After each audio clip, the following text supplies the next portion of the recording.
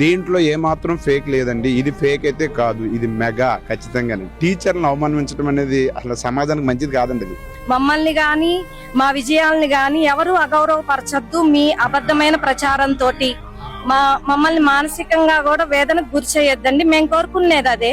అందుకోసమే ఈ రోజు మేము ఇక్కడికి రావడం జరిగింది. అమ్మ పెట్టదు అడుక్కు తిన్నవు అన్నట్టుగా, అంటే కష్టాన్ని వాళ్ళు ఎంత తక్కువగా అంచనా వేసి పారదర్శకతని వాళ్ళు వేరెత్తి చూపేలాగా ఈరోజు చేయడం అనేది చాలా దుర్మార్గమైన చర్య. బాధ కలుగుతుంది కాబట్టి మేము రావడం జరిగింది. అయితే ఇంతటితో దీన్ని వదిలిపెట్టడం. గత 5 సంవత్సరాలు ఎటువంటి డిఎస్సి నోటిఫికేషన్ ఇవ్వలేదు. అంతకుముందు 2012 కానీ 14 కానీ 18 కానీ ఈ టీడీపీ గవర్నమెంట్ లోనే డిఎస్సి నోటిఫికేషన్ వచ్చింది. కానీ వైసీపీ గవర్నమెంట్ 5 సంవత్సరాలు ఎప్పుడే 20 సంవత్సరాల నుంచి ప్రైవేట్ జాబులు చేస్తూ సంపాదించిన జాబ్ అండి ఇది.